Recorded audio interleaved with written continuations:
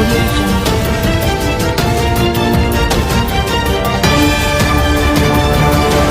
आपण पाहता GS9 news Marathi channel व सिल्लोड एक्सप्रेस न्यूजपेपर मध्ये आपलं स्वागत आहे। सत्य, स्पष्ट आणि निर्भीड पत्रकारितेचा विश्वास। कोदवडमध्ये वाळू माफियांचा हैदोस। तहसील पथकाच्या अंगावर डंपर घालून जीवे मारण्याचा प्रयत्न। जळगाव अवैध वाळू वाहतुकीवर कारवाईला विरोध।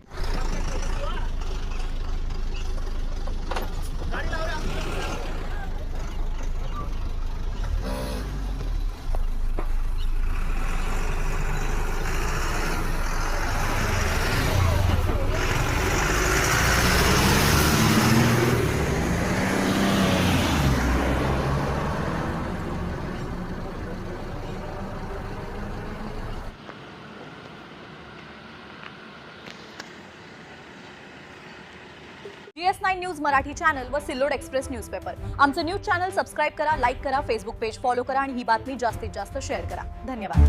साहेब, कालच्या दिवशी तुमच्या वरात मोठ्या प्रमाणात आज रेतीची जी गाडी होती डेम्पर त्यांनी तुमच्या अंगावरचे घालण्याचे प्रयत्न केलेले आहेत आणि बोदोड तालुक्यात मोठ्या प्रमाणात वाळूची येण्याची माफिया म्हणजे वाढलेली आहे। त्या संदर्भात तुम्ही काय सांगाल?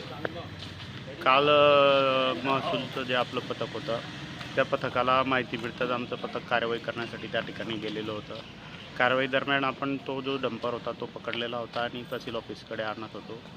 दरम्यान त्या आकाश ठाकूर म्हणून जे काही सायलीनगर मलकापूरचे राहणारे गृहस्थ आहेत त्यांचा तो डंपर होता।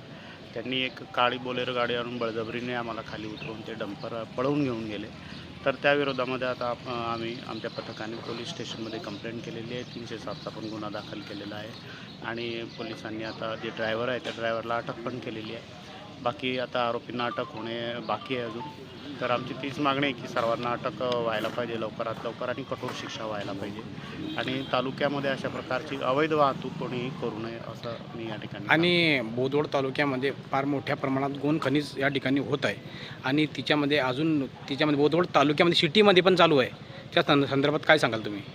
जो कोणी अवैध वाहतूक करत असेल महाराष्ट्र जमीन महसूल अधिनियम 1966च्या 48.7.8 कलमानुसार आपण त्यांच्यावर कारवाई करू। त्याचप्रमाणे 379 जी जुनी आपली कलमं आणि नवीन BNSचे कलम आहे त्या BNSच्या नवीन कलमानुसार त्यांच्यावर आपण गुन्हा दाखल करण्याची कारवाई करू। जर कोणी अवैध वाहतूक करताना आढळून आल्यास त्यांच्यावर निश्चितच दंडात्मक कारवाई आमच्या पथकामार्फत केली जाणार आहे।